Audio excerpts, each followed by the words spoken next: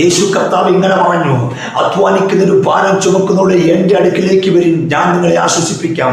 യേശു വിളിക്കുന്നത് ആശ്വാസമില്ലാത്ത മനുഷ്യനെയാണ്, ഉള്ളം തകർന്നു കിടക്കുന്ന മനുഷ്യനെയാണ്. യേശുവിനെ കുറിച്ചുള്ള പ്രവചനം കിടക്കുക, എളിയവരോട് സതൃപ്തമാനം ഘോഷിപ്പാൻ യഹോവൻ അഭിഷേകം ചെയ്തിരിക്കുന്നു പറയുന്ന ആരെയാണ്? യേശു ക്രിസ്തുവിനെ അഭിഷേകം ചെയ്തിരിക്കുക. യേശു ക്രിസ്തു ഒരു ജാതിയുടെ ദൈവമല്ല, ഒരു മതത്തിന്റെ ദൈവമല്ല, ആമി ആരുടെ സ്വന്തം അവകാശത്തിൽപ്പെട്ട ദൈവമല്ല. അവൻ അത് എളിവേടി അനാഥനെയും ആശ്രമപ്പെട്ട ദൈവമാണ്.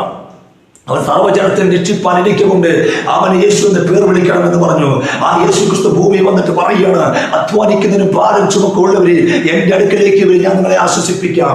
ഇന്ന് എന്നെ കേട്ടുകൊണ്ടിരിക്കുന്ന നിങ്ങളോട് പറയട്ടെ, ആശ്വാസമില്ലാതെ ദൈവസന്നിധി വന്നിട്ടുണ്ടെങ്കിൽ നിന്റെ ജീവിതത്തിൽ അസാധാരണമായ വിഷയമാണ്. നിന്റെ ജീവിതം മതി എന്ന് പറഞ്ഞ് സമാധാനമില്ല, മരിച്ചാൽ മതി എന്നുള്ള ചിന്തയോടെ നീ ഇരിക്കുന്നെങ്കിൽ ഇന്ന് പകൽ എന്നെ ശ്രദ്ധിച്ചുകൊണ്ടിരിക്കുന്ന നിന്നോട് ഞാൻ വിളിച്ചു പറയട്ടെ, നിനക്ക് ആശ്വാസം ലഭിക്കാൻ പോവുകയാണ്, നിനക്ക് സമാധാനം ലഭിക്കാൻ പോവുകയാണ്, നിനക്ക് ഇവിടെ ലഭിക്കാൻ പോകുന്നത് അത് ഞാൻ വ്യക്തമായി വിളിച്ചു പറയട്ടെ.